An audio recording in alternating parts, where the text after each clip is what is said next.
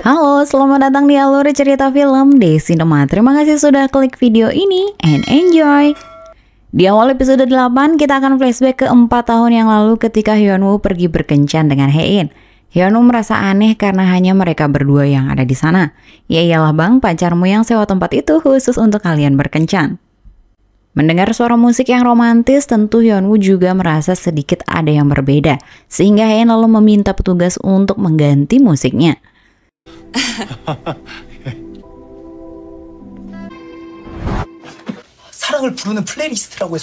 Saat itu Hyunwoo mengatakan jika belakangan ini semesta memihak mereka karena saat berkencan di restoran mahal di taman hiburan hanya ada mereka di sana. Ketika merasa saat itu adalah waktu yang tepat, Hyunwoo lalu melamar Hae-in dengan romantis.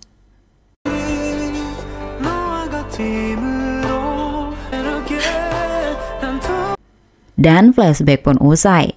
Perasaan Hyunwoo masih saja syok karena Hae-in yang tiba-tiba hilang ingatan dan juga melupakan masalah mereka saat ini.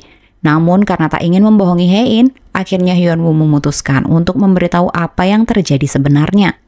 Ia mengatakan jika mereka sudah pergi ke Jerman dan Hae-in mengetahui mengenai niat Hyunwoo yang ingin menceraikan Hae-in. Di sana, Hae-in lalu mencoba mengingat semuanya dan 난 고맙고 이런 상황 안 그래도 있는데 진짜 너랑 사는 게. Ketika mengingat semua, keadaan kembali memburuk. Di sana Hae-in pun lalu mengatakan jika dirinya juga sengsara karena Hyunwoo. Dan kini Hyunwoo kembali tinggal di apartemennya sendiri. Keesokan harinya di kantor mereka pun lalu bersiap untuk menemui pengacara Hae-in. Di mana ternyata di sini aktor Song Joong-ki sebagai cameo di drama ini dan menjadi pengacara Hae-in yang terkenal menakutkan karena dia adalah mafia bernama Vincenzo. Kim Yang mengatakan jika Vincenzo adalah seorang yang tak kenal ampun dan berhayal jika nasib mereka berakhir di tangan Vincenzo.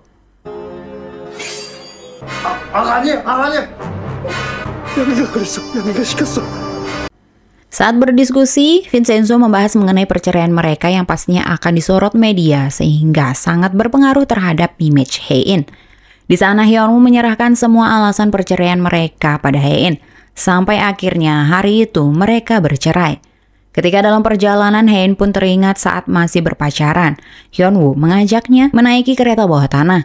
Alasannya adalah ketika Hyunwoo merasa hari-harinya berat, maka ia akan menaiki kereta ini hingga sore dan dapat melihat indahnya matahari terbenam Seoul yang membantunya untuk melupakan segala masalahnya. Karena mengingat masa lalu, Hae-in memutuskan untuk pergi ke tempat-tempat Hyunwoo kunjungi. Ia duduk di taman, bermain bisbol koin, dan mengunjungi restoran tempat Hyunwoo biasa makan malam. Tapi siapa sangka ternyata saat itu Hyunwoo juga datang bersama Kim Yang dan membahas mengenai perceraian mereka. Kim Yang mengatakan Hyunwoo bisa saja makan makanan yang dia suka dan melakukan hal-hal yang dia inginkan, dalam kata lain, kini ia bebas. Namun Hyunwoo mengatakan jika ia ingin tetap berada di sisi Hae-in. Scene lalu memperlihatkan sekretaris Hyunwoo yang ternyata menjadi mata-mata Yoon Song. Dia menyelidiki obat Hae-in dan memberitahu Yoon Song kalau itu adalah obat anti kanker. Mendengar hal itu, Yoon Song lalu terdiam sembari memegang kalung milik Hae-in kecil yang masih disimpannya. Ia pun teringat saat pertama kali ia bertemu Hae-in, yaitu ketika Hae-in dan keluarganya berkunjung ke panti asuhan. Hae-in saat itu dikejar oleh anjing dan Yoon Song menyelamatkannya. Tak lama pemiliknya datang dan memaki bahkan memukul Yoon Song karena telah menyakiti anjingnya. Namun di sana Hae-in membelanya.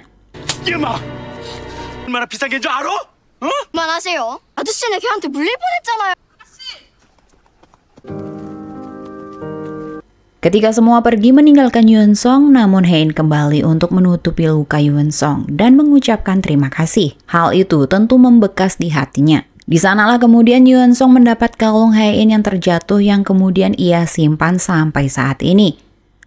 Kemudian keesokan harinya, Ibu Hyunwoo memutuskan untuk menemui besannya dan meminta penjelasan mengenai masalah yang terjadi pada Hyunwoo dan Hae-in. Nyonya Sonhwa pun mengatakan jika Hyunwoo menyadap ruangan mertuanya dan mengetahui niat Hyunwoo yang ingin menceraikan Hae-in. Ibu Hyunwoo lalu mengatakan jika putranya tak mungkin berusaha menjatuhkan keluarga Hong. Namun tetap saja Nyonya Sonhwa tak memperdulikannya dan mengatakan jika kini anak mereka sudah resmi bercerai. Dan ia pun mengatakan pada Ibu Hyunwoo kalau itu adalah pertemuan terakhir mereka. 애들끼리 이미 합의는 한 모양이니까 떠가려는 수작 같은 건 안 하시는 게 좋을 겁니다. 다시는 볼 일 없었으면 좋겠네요.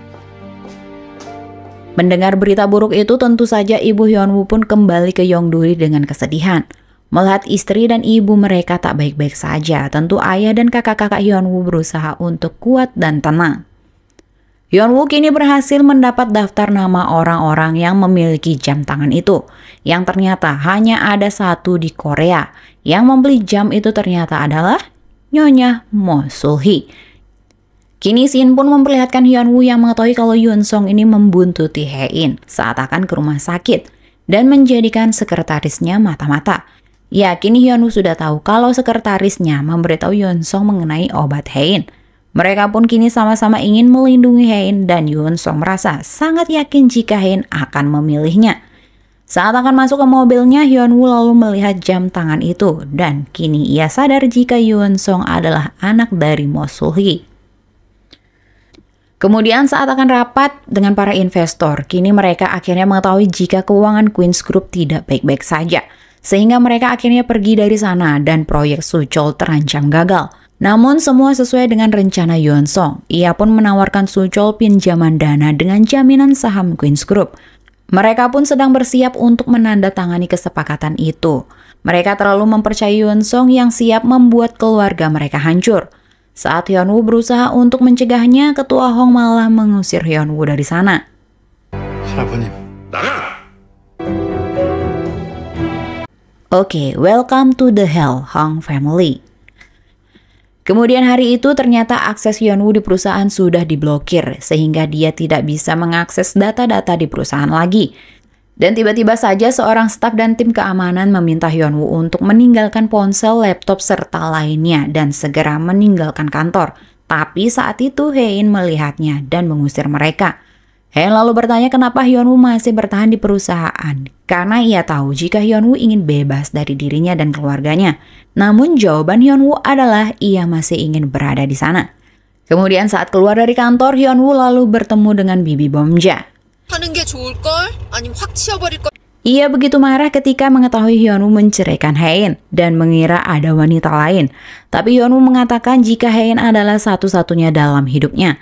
Dia tak bisa meninggalkan Hae-in. Itulah alasannya ia bertahan di perusahaan. Karena ingin tetap berada di sisi Hae-in bagaimanapun caranya. Kini Hyunwoo pun memberitahu rencananya untuk mencari tahu siapa yang menyadap ruangan Ketua Hong. Dan Bibi Bomja juga mengatakan kalau dia mencurigai Mo Sul-hee dan memberitahu fakta jika Mo Sul-hee menggunakan identitas palsu dan memiliki seorang putra. Hingga keesokan harinya mereka pun kini menemui detektif Conan dan mengetahui fakta baru jika putranya dititipkan di panti asuhan dekat villa tempat berburu keluarga Hong.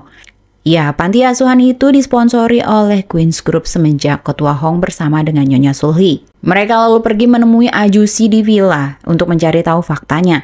Apalagi Ajusi itu mengingat Yoon Song yang mengucapkan kata-kata itu persis seperti anak kecil yang membunuh anjing di gudang tersebut. Sedangkan di tempat lain karena sudah termakan sikap manis palsu dari Nyonya Sul-hee, kini Ketua Hong memberikan Nyonya Sul-hee hak kuasa atas dirinya. Bibi Bomja sudah mengetahui faktanya dan dia pun berusaha untuk memberitahu ayahnya. Tapi Nyonya Sul-hee pun berpura-pura menjadi wanita lemah di depan Ketua Hong.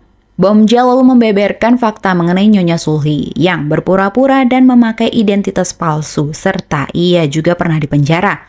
Tapi tetap saja ayahnya tak mempercayainya hingga Bomja naik pitam dan menjabak Nyonya Sul-hee. Tapi ayahnya ini malah tega memukulnya dan mengusir Bomja dari sana dan lebih membela Nyonya Sul-hee. Setelah menjambak Nyonya Sul-hee dan berhasil mendapatkan rambutnya, kini Bibi Bomja juga menyerahkan rambut Nyonya Sul-hee dengan Yoon Song dan siap untuk dites DNA. Sedangkan pesta ulang tahun Ketua Hong tiba, semua keluarga dan tamu undangan berkumpul. Sedangkan Grace lalu melancarkan rencananya. Ia mematikan CCTV dan mengemas semua barang-barang milik keluarga Hong. Dan Dahi kini pergi bersama Gonu meninggalkan Suchol. Di tempat lain, kini Hyunwoo dan Bibi Bomja sedang menunggu hasil tes DNA keluar.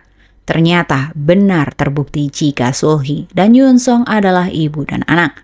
Sedangkan di rumah, Suchol lalu melihat surat di mana Dahi berpamitan pergi bersama anaknya. Ya, tentu saja kini Suchol lah yang hancur. Kemudian Hyunwoo kini berusaha untuk memberitahu Ketua Hong jika Mo Sulhi adalah ibu Yoon Song yang sengaja mengumpulkan saham Ketua Hong untuk merebut Queen's Group. Ia pun menyarankan Ketua Hong untuk mencabut hak konversinya sesegera mungkin, tapi semua terlambat. Nyonya Sulhi ternyata memberikan Ketua Hong obat yang membuatnya lumpuh. Dan di sisa kesadarannya, barulah Ketua Hong kini kembali teringat masa-masa indahnya bersama anak-anak dan istrinya, terutama Bomja. Tapi kini nasi sudah menjadi bubur. Kini mereka semua sudah berkumpul di rumah sakit setelah mengetahui kabar kalau ayahnya jatuh pingsan. Tapi sayangnya mereka tak bisa menemui sang ayah. Ya, semua itu adalah perintah dari Mo Sulhi. Karena Mo Sulhi sudah diberikan surat kuasa yang ditandatangani secara resmi oleh Ketua Hong. Kini keluarga Hong kehilangan kekuasaan mereka dan Queen's Group diambil alih oleh Mo Sulhi dan Yoon Song. 이제 우리 오너 일가는 어떻게 되는 거예요? 집에도 없고 이 와중에 부탁. 그러게 다들 어디로 간 거야? Sedangkan di Yeongduri, ayah Hyunwoo terlihat bersedih atas perceraian putranya. Kini mereka berusaha untuk menghibur ayah Hyunwoo dengan minum bersama. Tapi tiba-tiba Hyunwoo lalu datang. Di sana Nuna dan Hyungnya pun berusaha untuk memberikan Hyunwoo semangat dan mengatakan kalau Hyunwoo bebas dari keluarga gila dan licik itu. Dan Hae-in tiba-tiba muncul bersama keluarganya. 있고 마음 편히 살면 되는 거고.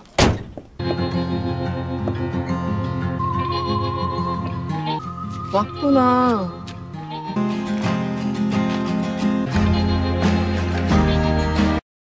Ya, welcome to Yeongduri, keluarga Hong. Di epilog episode 8 ini memperlihatkan Hae-in yang menangis terseduh-seduh di restoran itu setelah mendengar jika suaminya ini ingin berada di sisinya. Hal itu pun membuat Hae-in ingin hidup lebih lama bersama sang suami. 살고 싶다.